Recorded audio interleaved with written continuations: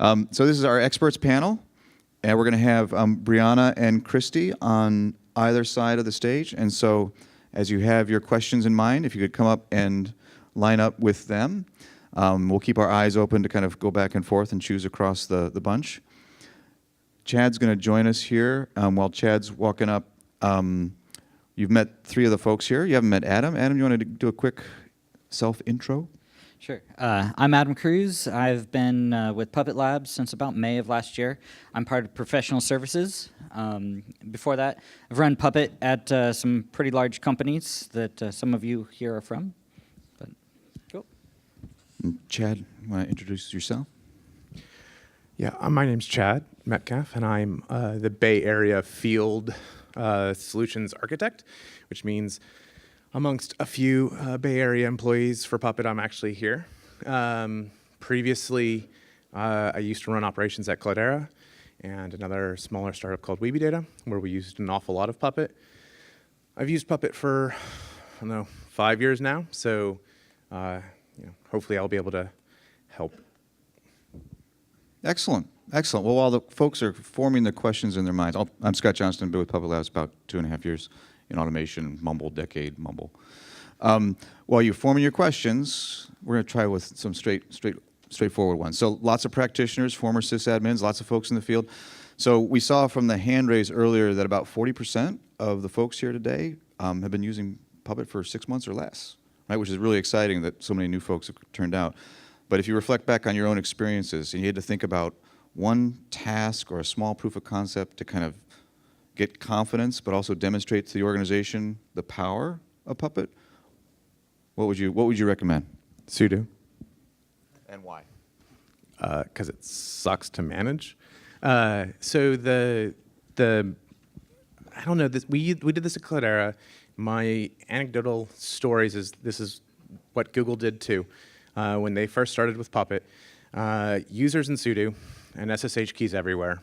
It takes somewhere on the order of 30 minutes to really set up those modules, and then especially if you use from the Forge, then it just works, right? So it's very easy to get a lot of pain out of the way very quickly, and then show a lot of value because, likely your team and or management have heard pain around why is this user not there? Why can't I do this? Or what's wrong? And that all just kind of melts. Anyone else? Favorite proof of concept project? I have kind of an unusual, introduction to Puppet in that my background is information security, or at least it was for a long time. And I started using Puppet as sort of an auditing tool. No op runs, writing a bunch of Puppet code to test about the things that we cared about, usually from previous audit findings. And then, there's the double whammy there of not only do you have the code for auditing the system, but you also you're pretty close to having the code to resolving whatever the audit finding was. So I probably 2 or 3 organizations where I was a consultant, an information security consultant that ended up going down the configuration management route with Puppet sort of after we left, after we introduced them to that concept. So. Cool. Anyone else? Kind of favorite first project? I remember the first thing that we did was killing NFS because I used to run a kind of cluster of storage machines, several hundred machines, and so the traditional solution had been to have them all boot from NFS because you could maintain the code in one place. That meant that when the NFS server got sick, the entire cluster went down. So moving these machines were kind of just running Nginx and a couple of little daemons. There really wasn't much there. So moving them back onto their own root disks was the first proof of concept that I did, and that showed that after we'd done that, we're able to turn the NFS server off. In fact, we turned an entire rack of these machines off, and the rest trucked along. Distributed file system kind of worked suddenly. That's cool. Question? Can you go up to the mics at the front of the room if you want to ask questions? And please, everyone, come on up and chat with Brianna and Christy. As he's coming up, I want to just comment, echoing Michael Stonkey's PuppetConf talk of last year. Start small if you're getting started. Don't pick off the biggest automation challenge. Pick something within reach, and pick something that you firmly know how to manage without Puppet. Because you don't want to learn Puppet and learn how to automate this new technology at the same time. Pick something you're comfortable with, that's a pain point, automate that. I'm sort of follow up to what you said. Was your reason originally for having all these NFS hosted repos or whatever, was just to maintain consistency? Is that why? Yeah, exactly. Because managing 200 machines that needed to be the same by hand didn't work very well. And because of this distributed file system, it was failure tolerant. So actually, you could end up with machines that were misconfigured, and it just looked like things are a bit wonky in a completely unpredictable way. Thanks. So while folks are still, can you come on up to the microphone to ask your question? Maybe while he's coming up, another kind of new person question or new to the community question. So if you had to point folks to a single module on the Forge that really was a good example of like best practices, but not too complex, so they can get their head around it, what would you point them to? And I know you talked a lot about a lot of modules up there, but just you guys, all experienced guys, what's the one module you'd point them to? NTP. One of the biggest things that you worry about in your infrastructure, you don't care what time it is, it just has to be the same. Our NTP module makes it really, really easy to do that. It's a great example of something that provides a lot of value, but the logic to actually get it done is pretty simple. So that's whenever people are asking me, where should I start? That's a great starting module. It's just good all around, provides great value without complexity. I think I agree that that's a great module to get started with Puppet. It's definitely one of the first modules you should be using. It's maybe not the best module to be the first module that you read to learn how to write Puppet, because it's not all that trivial inside there. My suggestion would be Gareth R's Docker module, because it's actually really tiny and really, really well written to the best practices, and it shows all the essential things that go in a good module. Great. I think we have a question on the So right here. one of the biggest problems in writing a Puppet module or challenge, or even using one from Puppet Forge, is compatibility on different operating systems. It's a real pain. You see one great module and you say, oh my God, this does everything right, and then it doesn't. It's written on Ubuntu or Debian and not tested well enough on Red Hat CentOS or vice versa, and it just fails, and you waste hours and hours and hours trying to figure out how to make it work. Where do you see this thing going in terms of being able to actually use this great ecosystem you've created to actually be useful? Thank you. Yes, sorry, I'll field this one. So that's certainly, as you indicated, a prevalent problem. Right now, you rely on the author to put it in their README, or sometimes people will put it in the tag, which is a piece of metadata you can add on to the module page. Now, certainly we're going to solve this problem. We're well underway to getting there. We're going to extend the metadata formats. You can express which operating systems your module explicitly supports, and we're going to display that both on the Forge module pages and provide a filter option in search so that you could say, I'm looking for modules that match this Apache search term that only work on Debian, or I only care that they work on Debian. And that's going to be coming this quarter, next quarter-ish. It's getting there. Some things got in the way, but we're getting there. So manifest ordering was one of the breakout blog posts in December from Eric Sorensen. Yet for many of the folks in the room, kind of why that's important might not be obvious. So I guess I'd love to volunteer from the panel, like what is it about manifest ordering that's important, and what changes did we enact in the open source version of Puppet, and how does it benefit them, the users? So I'll go for this. So manifest ordering, I mean, if you just write Puppet code that, say you put 3 files in place, those files can be put in place in any order. You don't know what order that's going to happen in, or you didn't used to know what order that's going to happen in. It's completely unpredictable. Now, you can explicitly tell Puppet that this file requires this file, and you can specify that ordering. But certainly when your code gets slightly more complicated than that, it's kind of hard to do that, or at least if you do that, you can end up with a load of problems. So you end up only specifying the things that you care about, and you find that it's not until your code breaks, because things happened in the wrong order, that you suddenly know that you care. So what Puppet is doing in an upcoming release is that things will not necessarily have to depend upon each other, but things will run by default in the order in which they're specified. But that's going to be a config setting. So when you're running the Jenkins builds for the tests for all your modules, which you all do right, then you'll be able to specify ordering random, and everything will get reordered randomly so that it will shake out automatically for you any places in your modules that you've missed dependencies that you need. Yeah, I want to add to that.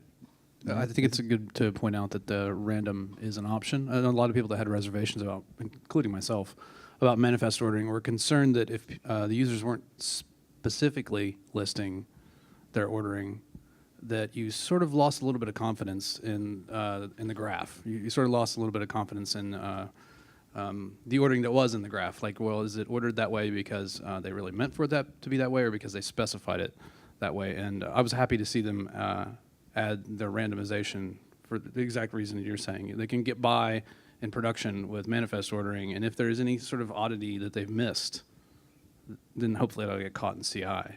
And I just want to clarify, there's actually 3 options of Puppet 3.4 and next version of Puppet Enterprise. One is random. One is the manifest ordering, where it'll do the parse order evaluation. And the third option is what we do now, which is we'll order it. It'll be consistent across the catalog runs, but it's effectively random, whereas random is truly random every time the catalog is compiled. I guess the key takeaway there is that this used to be something that was very, very confusing to new users, and it's far, far less confusing to everyone now, so that's good. Amen. Question over here. Yeah, I have a couple questions, if y'all don't mind. The first one is the contain keyword. Ryan covered it real brief in his presentation, but what is the importance of that contain keyword? How does it help us with writing better manifests or modules? You want to touch on containment?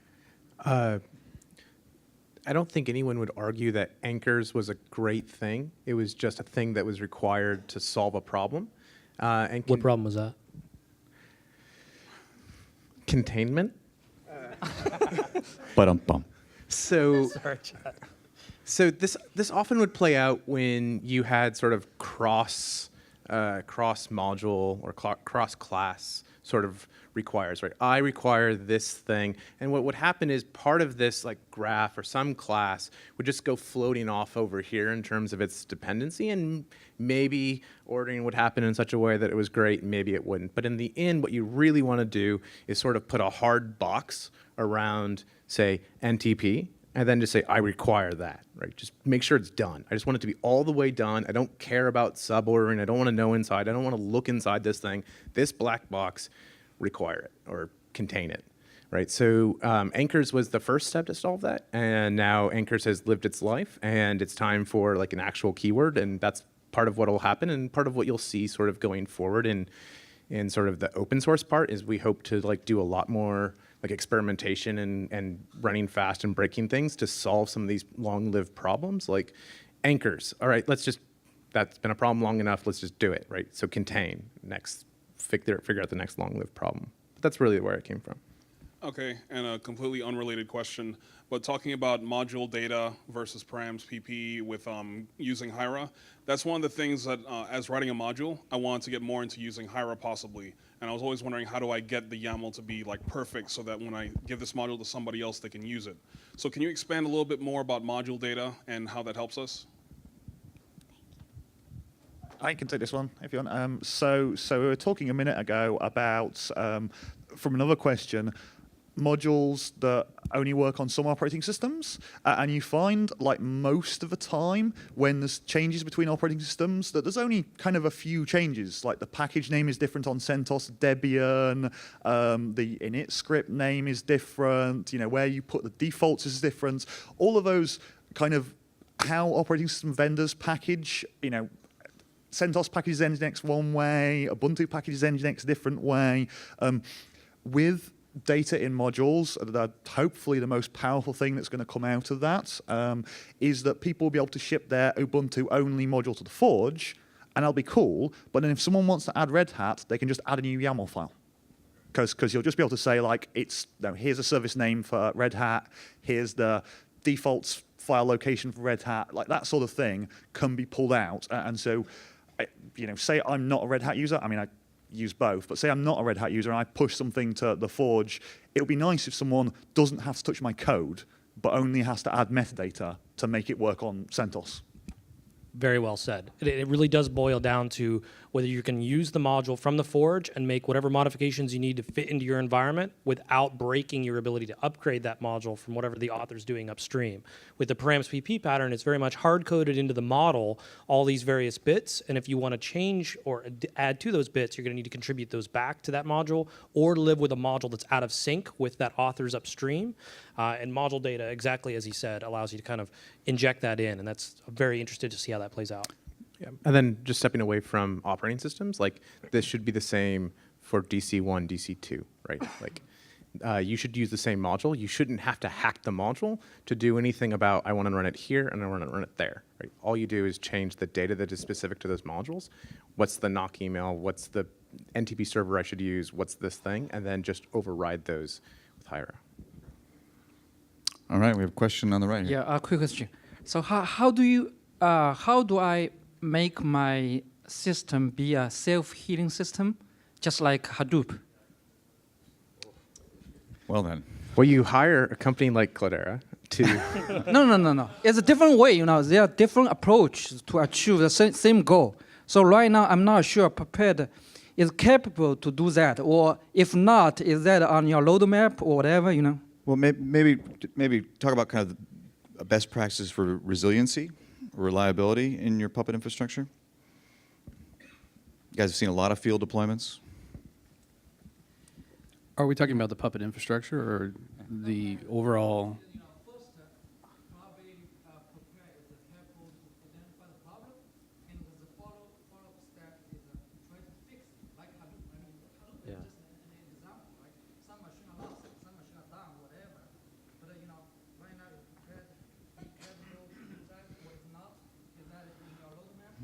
So I'll throw something out there. So we see a lot of our data being used by monitoring vendors around us, right, to detect what's going on in terms of changes in the infrastructure and trying to tie that back to service changes.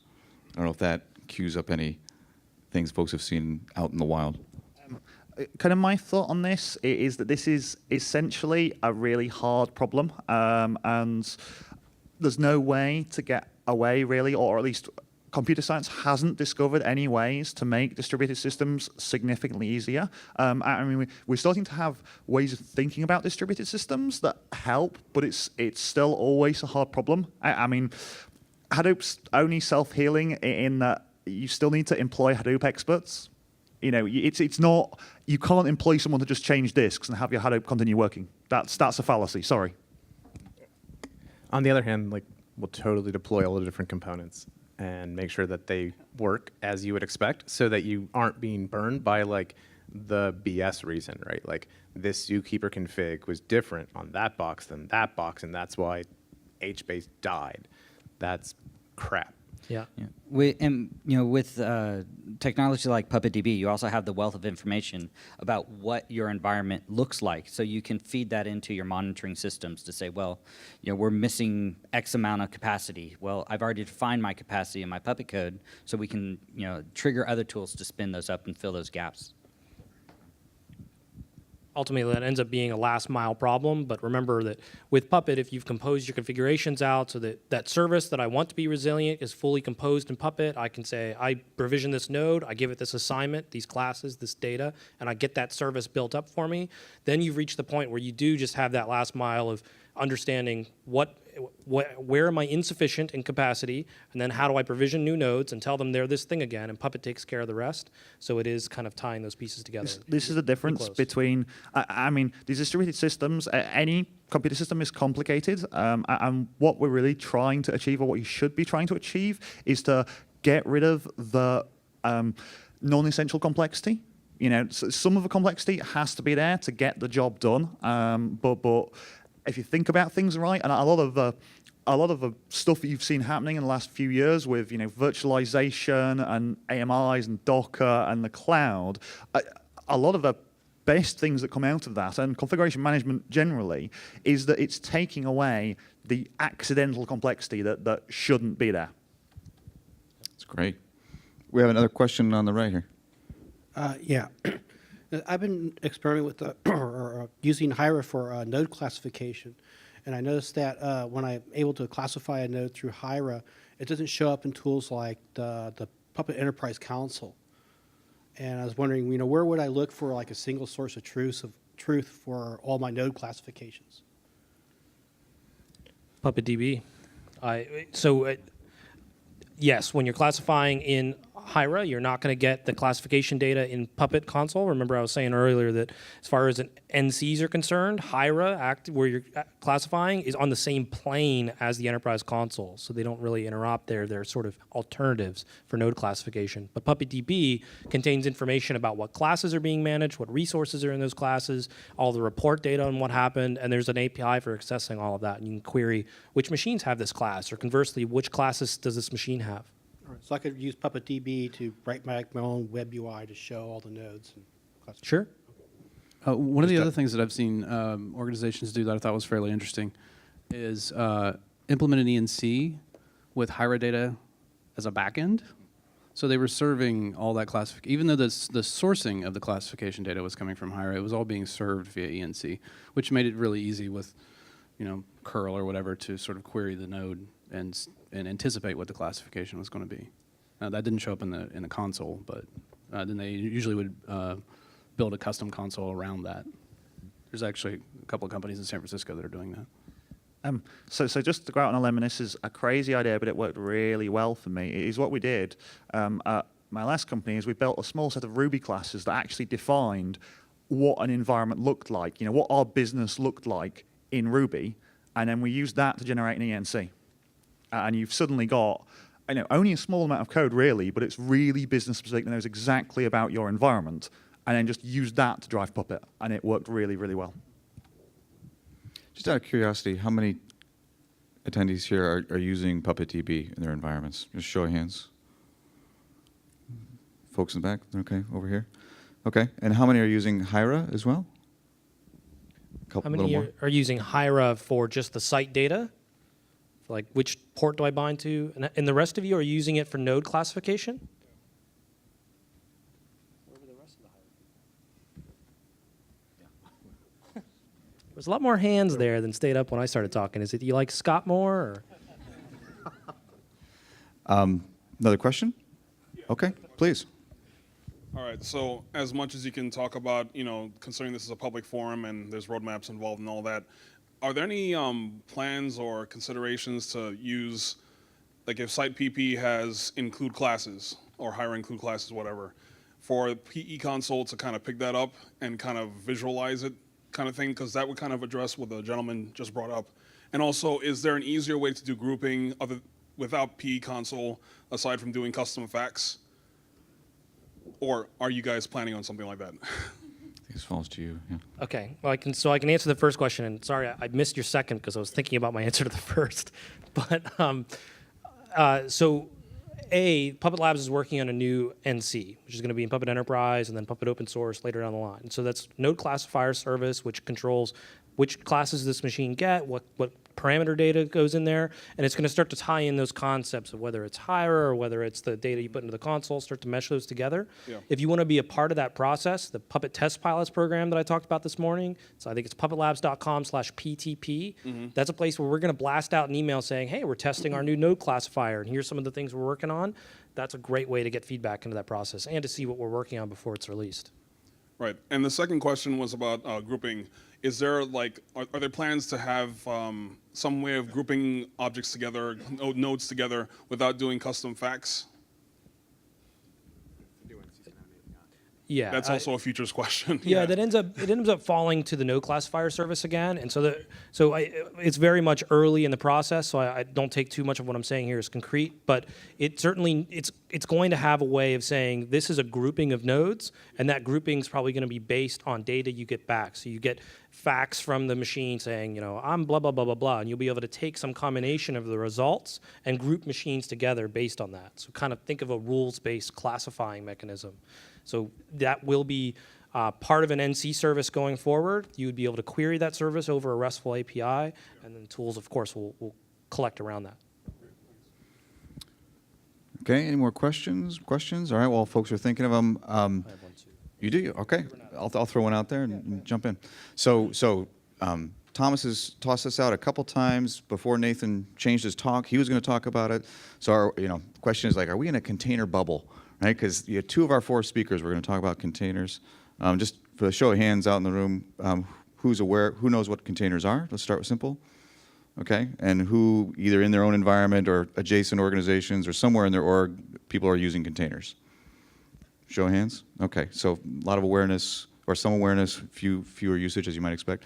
So for the folks in the audience, how should they think about containers and configuration management? Anyone? I've just started investigating it, so I'm going to defer. I have opinions, but not strong opinions yet. Almost had a talk on it. No, that's why I didn't do the talk on that. It needed more time to cook. So I'm not saying whether it's a good thing or bad thing. I do have an opinion on this, but I'll leave that. One of the things that has been talked about a lot recently is immutable servers or Phoenix servers. So you start your server, you run Puppet exactly once ever, only, and if you need to make any further changes, you tear the server down. And so people who've been doing cloud for quite a long time, certainly Netflix, for example, do this at the virtual machine level. One of the most exciting things I see about containers is that it makes it easier and cheaper to do this at kind of a lower level. But that doesn't make you still need something to apply the configuration. Even if you're never, ever running Puppet a second time, you're still going to want to use Puppet to put things in place the first time when you build things. Adam, you look like you're going to jump in there. Okay. Oh, I wonder if you have any opinion. One of the phrases I've seen thrown around lately is data gravity. So an immutable Docker instance that could be spun up for something like an application server where you're scaling out 5,000 of them, and then load drops and you go down to 500 baseline. That makes a lot of sense to me. I'm a little bit less clear as to whether or not containers make sense when you have like maybe a large database server. It has a lot of large data. Yeah. For anyone who's ever had a 12 spindle, 3 terabyte data node go down in a Hadoop cluster, you're not going to contain that. It's going to crush you. So I think that, like you're saying, there is lots and lots of places where, that's just not going to work, right? So I'm not going to, if I need to change some tweak parameter for my data node, I'm not going to burn down my thing, because if I burn down an entire rack, I'm probably going to destroy my entire cluster as everybody else spins up to try to take over that load. So in the end, like, is the cure worth the offset? And so I came from being at Cloudera, I came from a sort of a very Hadoopish background, and so I wasn't particularly virtualized because no for Hadoop, right? I was not particularly Amazon-y except for like our forward-facing websites because no, we had a data center and we had these huge 12 spindle machines. So I've always sort of like just watched these things from the outside, like Amazon. That's okay. It's for my website, or versus like I think you'll see that you get these divides between sort of consumer forward facing and sort of back-end big data. Like back-end big data is never going to make sense for this because I've got terabytes or petabytes or many petabytes across like racks and racks and racks, and like those, at least for now, are going to look very similar to the way they used to look a long time ago. All right. The pace of change between these things is pretty different, though. You deploy the code that your company wrote that runs your shiny website, hopefully multiple times a day, or at least hopefully everybody has an ambition to be able to do that. How often do you deploy a new version of Hadoop? Not very often. And so, again, this is the essential complexity. I mean, as tools like Razor happen, and tools like Docker, as we can start managing things in a uniform, one or two or maybe three ways, that there are going to be one or two or three cases. That's the essential complexity we can't get away from. But if we can start reducing it down to that, then I think there are only, a handful of real cases, and we will converge into a world where there are 2 or 3 or 4 or maybe, half a dozen ways to do things depending on what problem you're solving. Great. Another question? on the Yeah, right here. actually, I just want to make some comments on your question. The container is just one step further of classical virtualization. If you look at the history, the way why virtualization works is because one machine can handle multiple applications. So we need a virtualization. But nowadays, actually, there are huge applications which one machine cannot handle it.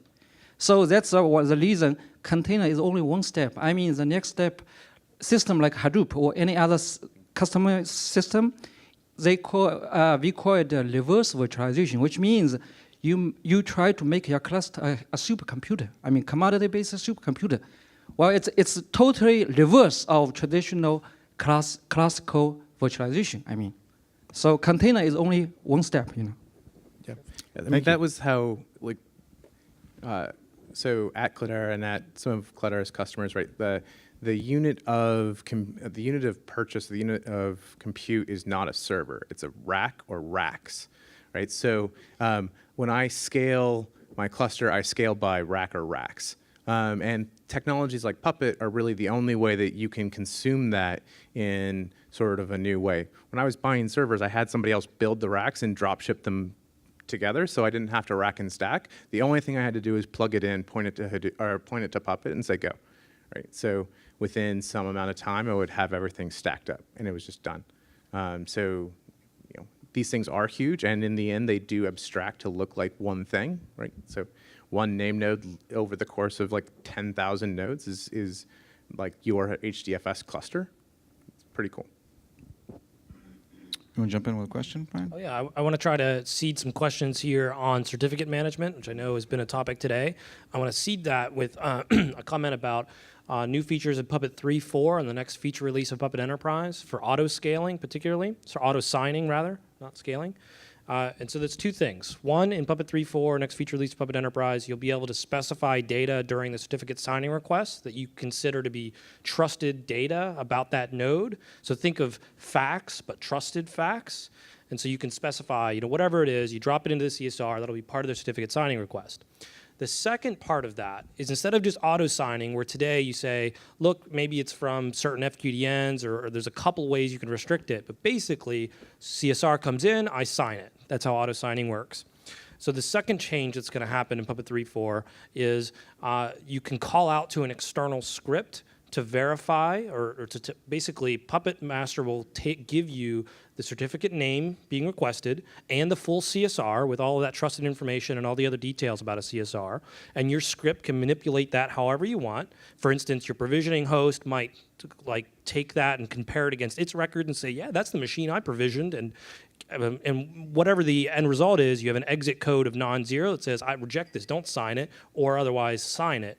And so that'll give you a little more authenticity to the certificates you're signing via AutoSign.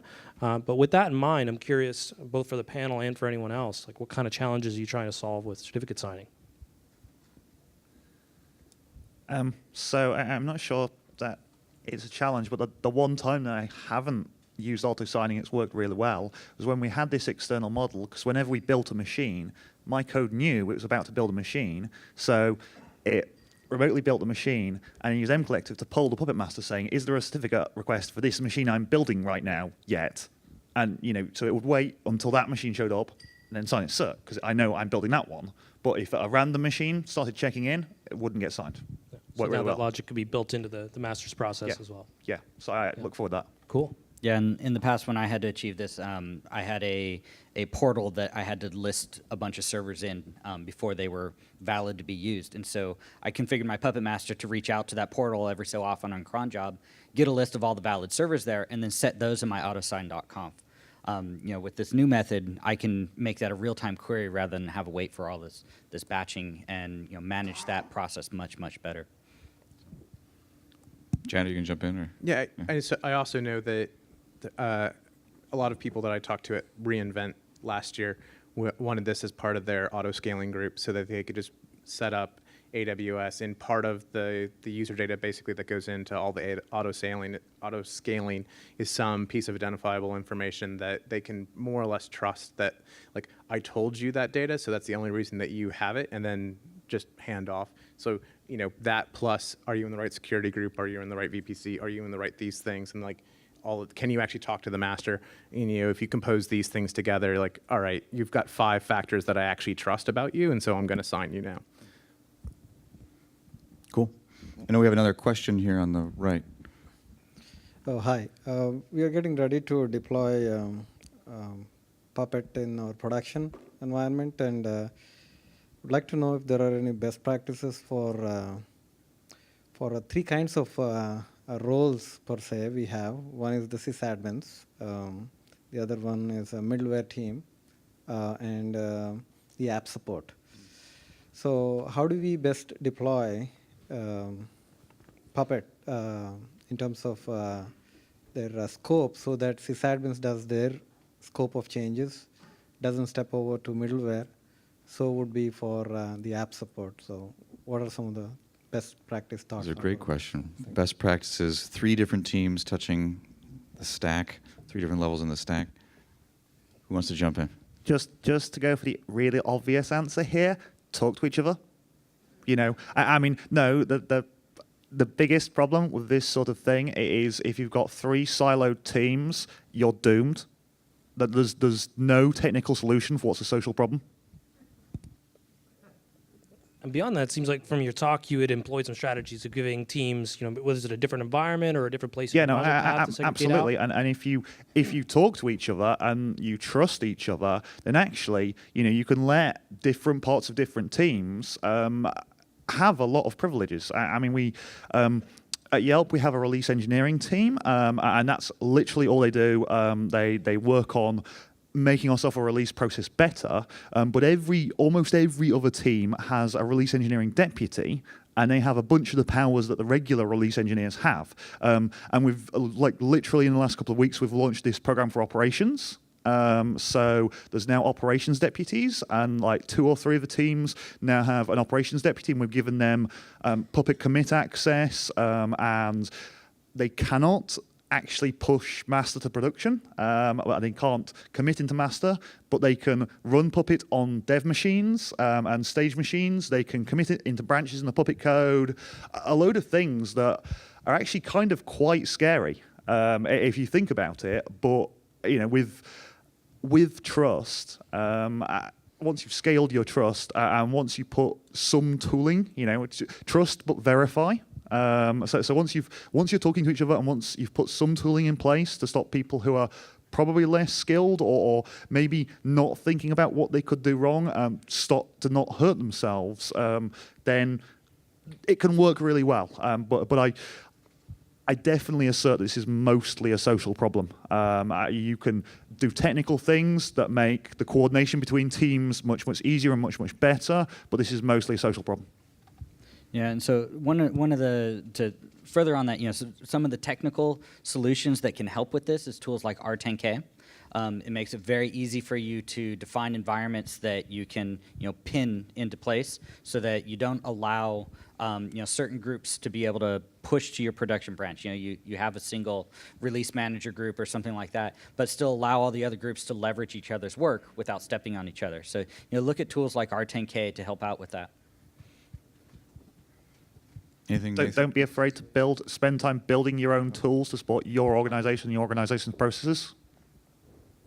I mean, oftentimes you've heard our ProServe guys say that they're brought into a project for a specific deliverable, but they spend 80% of their time on the social conversations, right? Trying to get groups to talk to each other and sit down with each other. And so it's a very common challenge, but one that's been, right. I mean, I don't know, but I don't think anybody in this room is actually doing rocket surgery for their job. You know, which means that a lot of the technical things that we're doing have actually been solved, you know, 10 years ago. The social problems are the hard problems. Technical problems, well, we can all sit down and we're all smart and we can all read documentation or even the source code because, everything we're using is open source mostly, right? So we can figure that out. But figuring out why you're being crazy or you figuring out why I'm being crazy, that's really hard. All right, we got about 4 minutes and 3 questions, looks like. So let's start over here on the right first. Sure, pretty quick. So this new CSR auto-validation thing with 3.4, will that allow us to auto-assign new Puppet masters with the DNS alt name? DNS alt name has been in there for a while now. Anyone Puppet 3, Puppet 3.1? Well, no, but like right now, in order to kind of get a new Puppet master up against a CA with the DNS alt name, you kind of have to sign the cert manually, which was this big security bug a while ago that they forced us to manually sign it. Will this allow us to not manually sign things and SCP things over like a cert? Or is that too specific of a question? No, it's a great question. I don't think we can answer it, but It's an awesome question, but I think we need a minute to go back and double check. if you give us your card, we'll run it down for you. So basically the answer was, shit, we better make it do that. That's right. Over here on the left. Okay, as a follow-up on the before question, wherein an organization has a system administrator. Can you hold the mic a little closer? An organization has a system administrator, a middleware administrator, and the operations or DevOps team who does that. So each person or each role has their own Puppet implementation. Probably system administrators has all this installation and bringing up the VMs or stuff like that. Middleware administrators may spin up middleware installation instances, app instances, maybe Tomcat, WebLogic, or some other stuff. So for each of them, different users will be there, probably user accounts. So how does Puppet or see non-root user access, or what are the best practices for going around these things?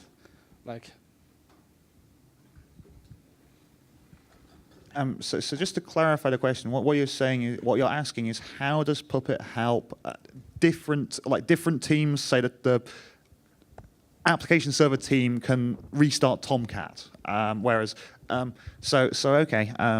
If you're managing your users and the groups that they're in Puppet, then one of the best things about managing pseudo rules with Puppet is that you can put the pseudo rules right next to the thing. So your Tomcat module will have the Tomcat administrators. Anyone in the Tomcat administrators group can do anything with Tomcat, and that'll be in the code right next to where you configure Tomcat. So it's really obvious. And specifically for Puppet as non-root, so there are some sort of special technical challenges for running as non-root, which are actively being addressed on forthcoming release so that it's easier to do that, but you can do it. And if you're interested and you're a PE customer, come chat with us. If you're an open source customer, we can help you too. But in the long run is Puppet can basically, if you run as a non-root user, anything that you have POSIX rights or Windows rights to do, you can do. Right? I can put this file in this place. I can bind to this high port. I can, probably not install a package, but I can certainly pull down a tar or a jar and hand it over to a Tomcat, right? So we do actually see customers who have an apps team that wants to basically just deploy their app. They have an application user. They want non-root access, and they just want to get out of the way, right? So they just want to move at whatever pace they want. They have a separate infrastructure team which has root and lower level responsibilities for subsystems and that kind of stuff, actually making the application users. So we actually see this in customers. It's up to the customers as to how they separate this, like whether or not there's one master there and two environments, or there's two masters. I see a little bit of both, and those largely seem to revolve around sort of other challenges like compliance or whatever else around who actually has access to those things. But the answer is you can do it. All right, and we're out of time, but 2 more questions. So one here, and then we'll go here. Okay. So my question is, for most companies, actually, Hadoop MapReduce is just one example. Try to avoid reinvent the wheel. So that any medium-sized or large-sized company, they can eat their own dog food, to avoid any kind of repeated work. My question is, you can go to build your own self-healing distributed fault-tolerant system. You can build your system on native code level. For example, Java, C++, or even C. Or you can go at a Puppet level, just like a scripting engine, much higher level. So my question for two gentlemen at Yelp and Cloud, which kind of functionality you intentionally don't want to go at a native code level, your own system like Hadoop or Yelp in-house system, you rely on scripting engine like a Puppet or OpsCode or whatever, or what's your decision on making from higher level or native code level? I always call this with what's got the best libraries I can steal. And that's basically why I kind of have programmed 12 or 14 languages in the last year. What's the easiest thing to steal that there's some open source for already? Because I'm a maintenance programmer. I'm terrible at designing new systems. I'm really quite good at taking someone's half attempt and making it better. So for me, I would always just pick what's there already that I can look at and improve on. I think that this is sort of a beautiful thing for open source. Like if you can look at it either way. So from the Puppet way and sort of modules and that kind of thing, we have some modules that are really smart. Like go look on the Forge for the WebLogic module. It's amazing what that thing does. And it's pretty smart. On the flip side, if you watch it, like the projects that are coming out of Netflix and Facebook and sort of these like lower level projects. So Asgard's a very high one, but Curator is a set of things that build on top of Zookeeper, right? And so you watch these companies sort of like put out these primitives, which to date don't exist or are just now starting to come in.